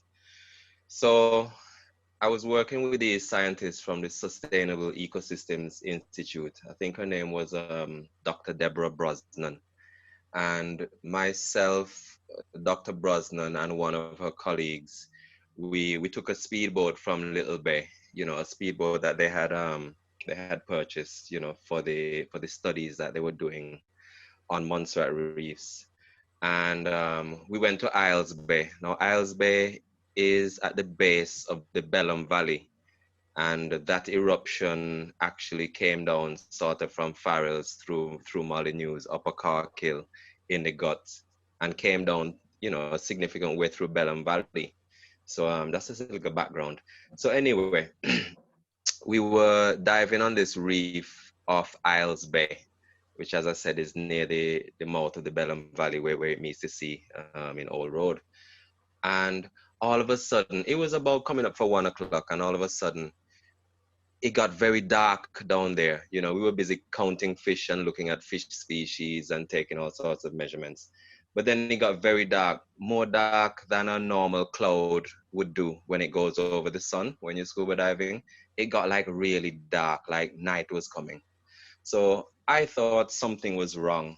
And I signaled to the scientists that I was going up to check, you know, and, you know, they carried on taking measurements, what have you. So when I went upstairs, to the surface of the ocean, and I looked up towards the mountain, it was like an atomic explosion, what we saw, all this ash spiraling thousands of feet, you know, into the air, and extremely, it's the most powerful, most emphatic, you know, thing I've ever seen in my life. And it started to come down through the upper reaches of Belém Valley. And again, we were at the bottom of this valley, and we had no idea of the magnitude, you know, of this explosion, how sustained it would be, would it come down. So anyway, I reached over the side of the boat with two pieces of metal, and I started clanging them together because, you know, the sound travels very well underwater. I was trying to get the scientists' attention to get them up, you know, get them up quick, you know, let's go. So they saw me and they started coming up. Meanwhile, I was pulling the anchor on the speedboat, getting the engine started, you know. The scientists, they surfaced, and I just grabbed their scuba tanks and everything, you know, from them, dragged them into the boat, and we started shooting out to sea, now trying to escape this column of ash and stone, you know, that had begun to fall on us right off Isles Bay just before I got the scientists into the boat. So now we're going full throttle, you know, the boat engines, two engines going full throttle, heading sort of northwest towards Redonda to try and outrun all this stone and ash, you know, that was bombarding us. So now we're going good, and we got to a few miles off Woodlands, you know, still pushing hard. And the amount of ash that surrounded us, it caused one of the boat engines to choke up and conk out. So now we were out there miles in the ocean with one engine. And now I'm getting really worried, thinking, well, we're still in the ash, and the ash choked one engine. We only have one left. We can't see, we can't clean it. You know, we're in trouble here. You know, and we went trying to escape this cloud, and eventually it started to blow over, and we were able to turn and head into Port Little Bay. But looking back at the mountain, you know, with the size of explosion, I was saddened, because I thought to myself, I think we probably lost some lives. You know, this is before even finding out what had happened. But yeah, very grateful. So I had quite a profound experience, you know, with some scientists when that actual fateful day on the 25th of June, 1997. So we'll always remember that. And thankful, you know, that we made it safely back to land, etc. But mindful of the fellow Montserratians we lost and we all knew, you know. So that's a very touching part.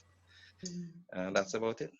Okay, thank you, Dwayne. Really appreciate you sharing your volcano story Chantel, there. can I just share something? Yes. So, you know, as I said, when the volcano started, I was 10, and I used to go to gauges all the time. So this time a mud flow had come down. I think the gauges got. So we went exploring. Our parents don't know where we are. We went exploring on the premise that we were looking fruits. So we went through Hearts looking fruits, but we knew we were looking for this mud flow. So when we finally got to where the mud flow was, right, I saw this rainbow. So this, you know, I'm a child, I'm thinking, oh, at the end of this rainbow must be a pot of gold. So this is me now jumping into the mud flow, trying to get the pot of gold. I started to sink. It's only myself, my cousin Keisha, my cousin Jamal, my cousin Tamra, the four of us. Back then, you know, I'm chubby. I'm a chubby child. I'm about maybe 100 pounds more. They are three little skinny children. So see them having to pull me out, and I'm sinking in this mud flow, and they're trying to pull me out. And thank God it didn't end badly. They pulled me out and we all laughed at the end, but just looking back at it, it could have ended a lot worse. I could have died because we did not know our danger. We just heard about a mud flow and we gone looking for it. We don't know about the danger. You know, we thought it would be a fun experience to explore and look at the mud flow. And, you know, you found a lot of that happening at the early stages of the volcano where people would be exploring and not knowing the danger. Thankfully, it didn't turn out bad for me, but the outcome could have been a lot worse. Definitely. Thanks for sharing that, Sid. And that's the thing. I think for me as well, when I first experienced the volcano, in terms of like the ash, it was 2011, so long after. And the beauty, I think a lot of you have said that, you know, there's fear mixed with beauty, mixed with awe and stuff. And you can see why people sometimes may think, oh, let me, you know, out of curiosity, think, oh, let me go and explore, let me go have a look, because there's that draw as well that will pull you just because of the awe and the beauty. So definitely, you know, thank God that nothing really more serious happened that potentially could have happened to you yourself and a lot of other people, even Dwayne, you know, Dwayne and his story just now about being in that dangerous point on sea. Right, so anybody want to share anything? I think we've got a question. Daranique, over to you. Yes, it's an open question from Dwenicia Greaves. It's an open question to the speakers and everybody in the chat. It says, firstly, this session is incredibly moving and I have learned so much about the topic of loss. My question is, are there any plans for the government of Montserrat to do any therapeutic interventions in Montserrat and abroad? Well, I will come in and say, I don't think that anybody in the group, maybe James might know something, but I don't think he does, in terms of what the government might do. So we're not in a position to kind of answer on behalf of the government. But I think the fact that it's like 25 years later and nothing has been done, I cannot envisage that something is currently on the cards in that respect. So that would be my response to that question. I don't know if anybody else wants to say anything in addition, but that's what I would say. You know, 25 years later, you know, nothing's been done, so I can't see it coming out of the woodworks anytime soon. Yeah, I agree with you that after 25 years and nothing has been done, I really don't see it happening now. And in terms of those who are in the UK, I don't know how the government of Montserrat is going to assist in that regard.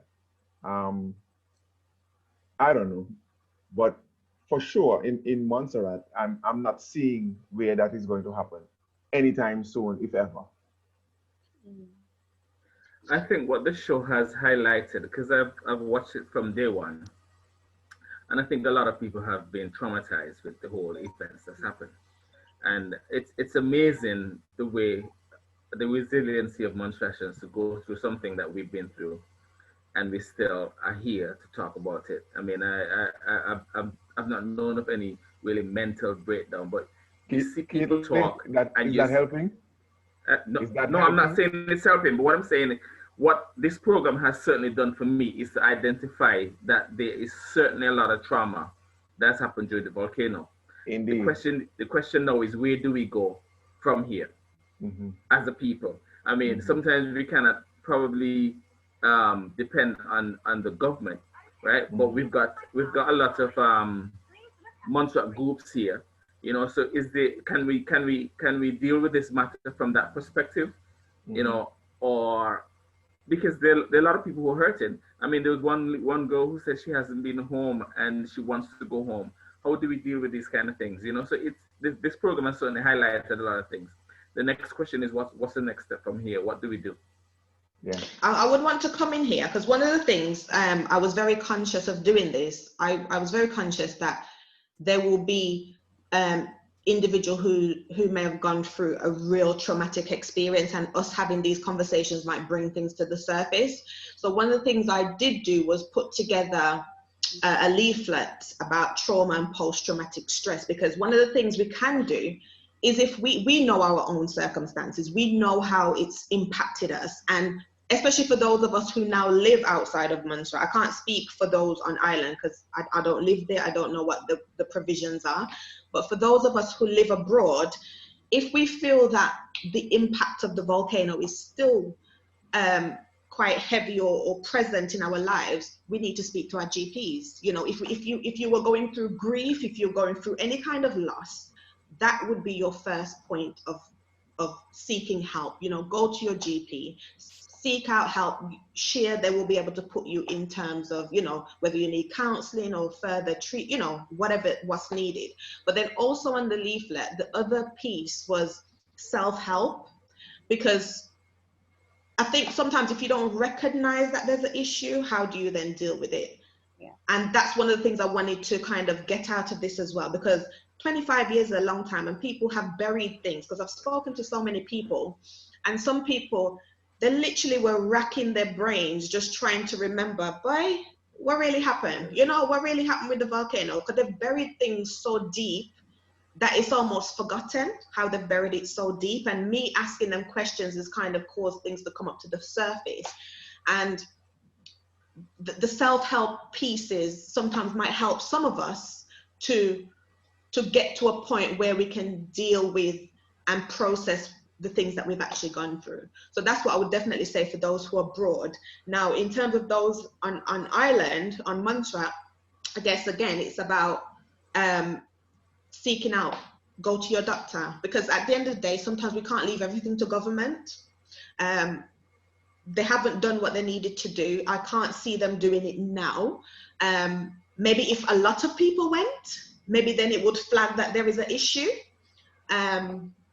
That's just my 2 cents on that, in terms of, if you personally feel that this is affecting me to the point that, you know, I'm still having nightmares, or I'm still struggling to sleep, or a smell is still causing me to think and behave a certain way, then I need to go and seek professional help.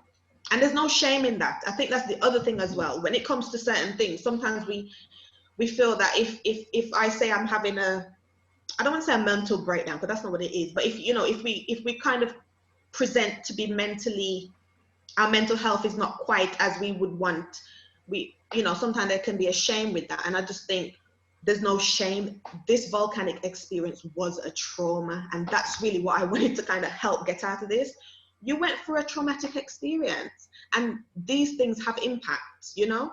And when we realize that, we will be able to then address it. And that's always been my position. If you don't know something, if you don't recognize something, how do you then try to remedy it, you know? So yes, Chantel, let me just come in here. Firstly, I just want to thank you for the opportunity to be on this program.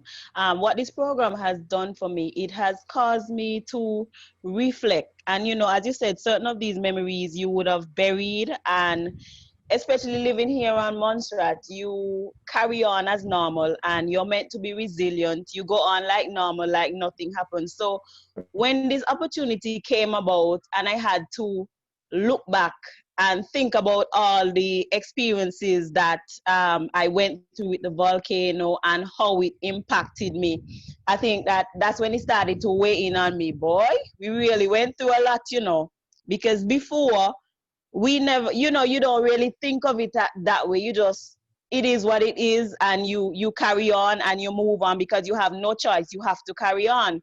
But talking about it, it forces you to deal with it. So I think we need more opportunities like this to share our stories, and from then we will heal. Yes, can I just come in there as well? Okay. Sorry.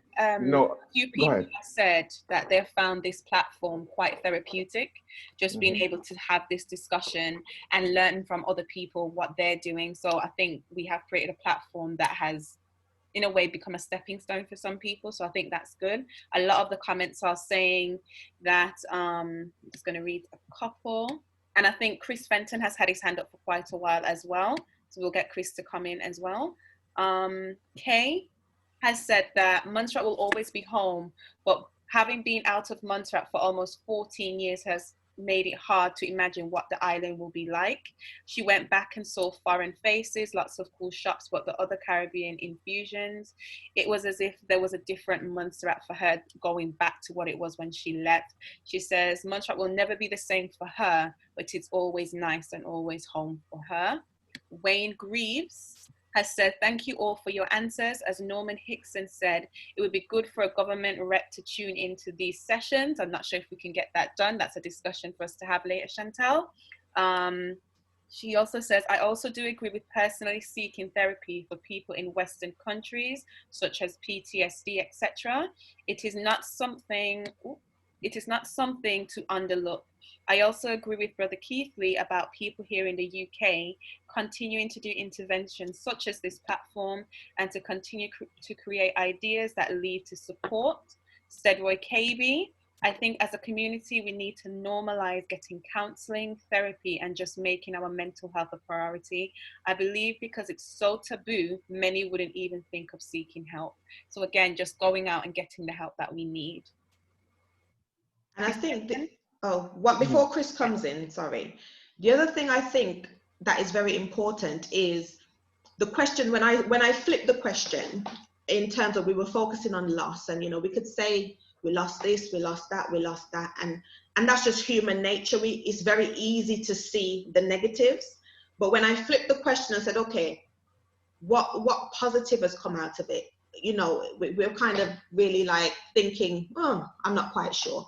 And that's something to reflect on as well. Like, what are the gains? Even when you lose loved ones, you know, I've lost loved ones, and you think actually there's no gain here. But when you sit and you reflect on certain things, you can actually take something positive out of that experience. And I think no matter the experience, no matter how traumatic, no matter how grievous or hurtful or whatever, sometimes we have to look and sit and flip the coin. Don't always be on one side in terms of the negative, but also flip on the other side. And that's the only other point I would want to say, that even if after this session, you just kind of sit and think, you know what? Yes, the volcano was a curse in a lot of ways. It ripped us from our homeland. It turned up everything, you know what I mean? But then on the flip side of it, it created a lot of opportunities for a lot of people, you know, and we have to find ways, as Keatley said, I think somebody else said, Roy as well, as a community, we have to start to think community, we have to start to think togetherness, you know, and build from there. So that's one of the things I want to say just about the positives. Over to Chris. Chris Fenton, you still there? Yes, I'm here. Lovely. Good evening, good afternoon, everyone. It's interesting what you're saying about the mental health, the state of mind, and so on. And I definitely think there has been a lot of, you know, we have been affected, you know. Andel was making that point where a lot of people have left Montserrat who weren't necessarily, you know, living in great conditions or had a lot of opportunities. So in, you know, moving to the UK or America, elsewhere, you know, they have been presented with a lot of opportunities that they may have never had in their lives, and they have taken it and have, you know, progressed in life. You know, I have so many friends who are now doctors, lawyers, you name it. For such a small country, I think we probably have the most lawyers in the world per population. There's a ridiculous amount of lawyers that, you know, went to school with me. But on the flip side, you got to take the good and bad. And I'm kind of a half empty, sometimes half full kind of person. A lot of people have come to England and have been caught up with the criminal justice system in the wrong way as well. You know, when I was growing up, you know, we look at prison as a really bad thing. No one wanted to go to jail in Montserrat. And our prison population wasn't the biggest population. But, you know, whether it's the breakup of the family, the trauma from the volcano, you name it, I don't even know how to put it in a percentage, but I'm going to say there's a lot of Montserrat-born people who have ended up in prison in the UK. And I definitely think this has something to do with the volcano. You know, so it would be interesting somebody out there if they wanted to do a study on all of these kind of things, you know what I mean? Because, you know, yes, a lot of us have come on the other side and have, you know, done well from leaving Montserrat, but at the same time, a lot of us have been affected, you know, terribly and could not cope with the transitioning from, you know, the nice tropical island life to that of the UK and so on. I'll leave it there. Okay, thank you. So any comments, Dee, and I'll make my closing remarks. And we have got one hand up. I don't know if we got time to fit her. Yeah, go ahead. DBTK, you've got your hand up?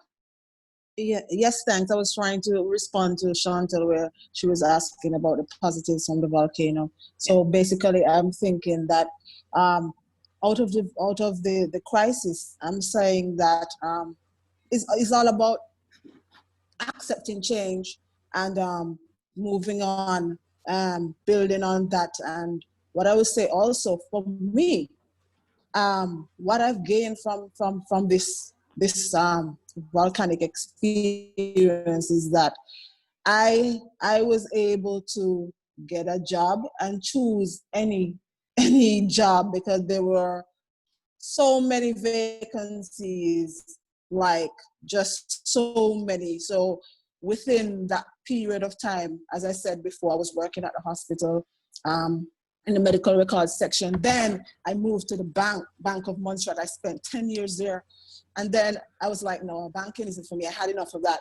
And I moved into the civil service where I was from 2007 to present. And I'm currently, you know, a social worker, basically from not being able to continue the nursing program because of the trauma. I'm still in the helping profession as a social worker. And that's where we basically, like, you know, hear people's issues, and it has come out, you know, several times. People still speak about, you know, the volcano, so you know it's there. And, you know, we haven't had professional counseling, but you see the need for it. And that's a positive. I mean, for me at least, I was able to choose any job I want to because of the vacancies that were available. And I just want to say to Chantal and team, you know, thank you for the opportunity for sharing my experiences with the volcano in this forum. Thank you. Thank you. Chantal? Okay, thank you. So yeah, guys, I just want to say thank you for such a rich conversation this evening. I feel like it was really going somewhere in the sense of what next, you know, what do we do next? How do we go forward? And for me, one of the things is that we just need to come together. And I felt like this forum was an opportunity for us to do that, to come together, to have conversations, to share experience and relate. I feel like that's one of the areas where we're lacking sometimes in terms of being able to relate, because we don't get opportunities to come together as often as we could. You know, we live different parts and so on. So I definitely think that that's something we need to explore. And maybe that will be part of our next conversation in terms of how do we connect and how do we stay connected, you know, because that's very important, being of Montserratian heritage in a country that is not our own, you know. So I will leave it there for this evening. So I just want to say thank you very much to everyone for your time. As always, I do appreciate you taking out your time on a Sunday evening to be part of the conversation. Special thank you to the guest speakers for sharing their stories with everybody. So thank you very much for that. In terms of feedback, we usually ask for feedback, you know, for you to share. But one of the things that I really wanted to push this week is about your story. I know not everybody wants to speak, you know, in a platform like this. So if you do want to share your story, there is the link that you can share your story as well. That we can, because I've got a few stories so far. I've got a few stories so far. And the idea is that the written ones that I receive, I will put together and just push it out as a booklet that, you know, people can just read your stories that way. So we capture some of these stories and not just let things fall by the wayside. So just definitely want to say thank you. And just to say as well, so Derinick's just showing there an example of the feedback form as well, where you can share your stories. And just to say that we are coming down to the final hurdle. So next week will be the last one. I know that there are hundreds of stories. There's loads of people that I can reach out to, but all good things must come to an end, people. I've loved doing these, but next week will be the finale. So for those who are able to join, I look forward to seeing you then. And as usual, if you can't join, we will have the recording. Okay, so have a good evening. God bless you. And thank you very much for joining. Take care. Thank you. Bye. Bye. Thanks, bye. Boom, you know, so from the rise this morning, the sun was on the rising. And as far as my eyes can see, I just could not see its horizon. But as usual, got to give thanks and praise to my God who is our King. Then slowly that feeling crept in on this paradise that I've been missing. Sweet Montserrat, my home. Many years I've been gone. Sweet Montserrat, my home. In my heart as in this song. Sweet Montserrat, my home. I miss the seasons in your sun. Sweet Montserrat, my home. Ah boy, hey, such cool breeze under your trees. Your waterfall springs and running streams. Your blue sky compliments the sea. Flourishing earth, keep your grasses green. The dew falls on grass and leaves. A cockcrow waking you from your sleep. As the sun rises, then sets in the eve. Oh, that's a beautiful sight to see. If I could, I would have stayed, but I had to leave. Lord knows it was only my destiny. Maybe gone for long, but you're still paradise to me.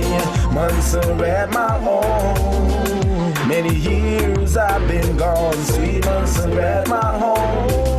In my heart as in this song. Sweet Montserrat, my home. I miss the seasons in your sun. Sweet Montserrat, my home. Will be for years and years to come. Oh, sweet Emerald Isle, long time me gone and no touch back your style. No I'm a man, no longer a child. Volcanic disaster made me switch style.